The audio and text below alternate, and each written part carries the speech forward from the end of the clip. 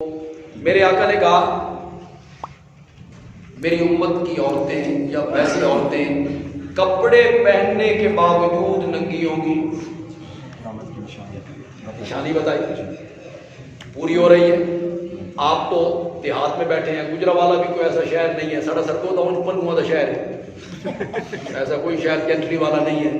آپ کراچی جائیں, پنڈی جائیں, اسلام آباد جائیں, دیکھیں کپڑے پہننے کے باوجود عورتیں کیا ہیں, ان کی آزاد نظر آ رہی.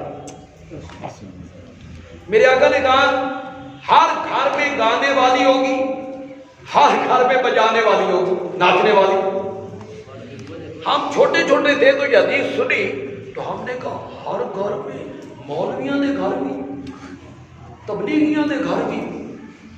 وہ زمانہ ایسا تھا, جو زمانے کی میں بات کر رہا ہوں, کہ گھر میں ریڈیو رکھنے کی بھی اجازت.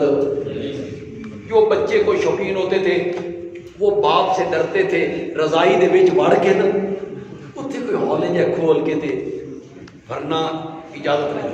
ایسا ماحول تھا. ہم کہتے ہر گھر میں.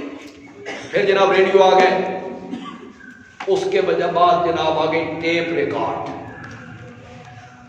اب مولویوں کو کہا گیا بھئی یہ ریل ہے, اس سے علماء دیاں تقریراں نے, وہ تقریروں کے بہانے ٹیپ ریکارڈ گھر میں آ گئی. اس میں ریڈیو بھی ہوتا تھا کہ تو مولوی تقریر سنی پھر نور جہاں لا چکی, دونوں کام اکٹھے چلتے رہے. اس کے بعد جناب ڈش آ گئی, ٹی وی آ گیا, اور پھر اب تو مجھے بتانے کی ضرورت نہیں, اب ہر گھر میں عالم وغیرہ.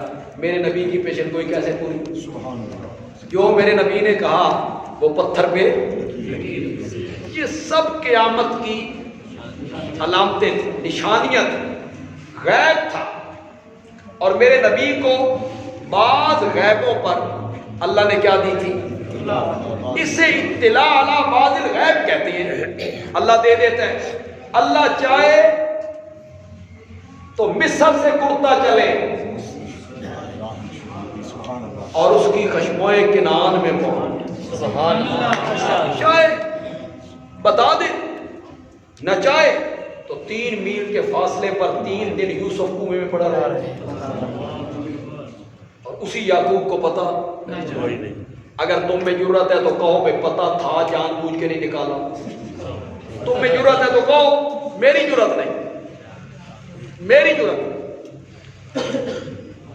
بتانے پہ آئے تو اس طرح بتا, یقین پرسید نا گم کردہ فرزان کہ اے روشن کو ہر پیرے خردمان سے مصرش بوئے پیراہن شمیدی چرا در چاہے کنانش ندیدی بگفتہ والے ماں برکے جہانس دمے پیدا و دیگر دم نہانس گہے بر تارم آلہ نشینے گہے بر پشت پائے خود نبی نے.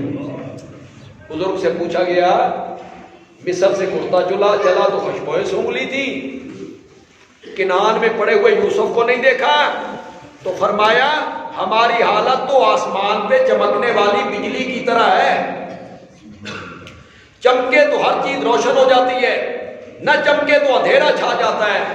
وہی یہ الہی کی بجلی چمکے تو ہم عرش کی باتیں جان لیا کرتے ہیں, اور وہی یہ الہی کی بجلی نہ چمکے تو ہمیں پاؤں کی پشت کا بھی پتا نہیں.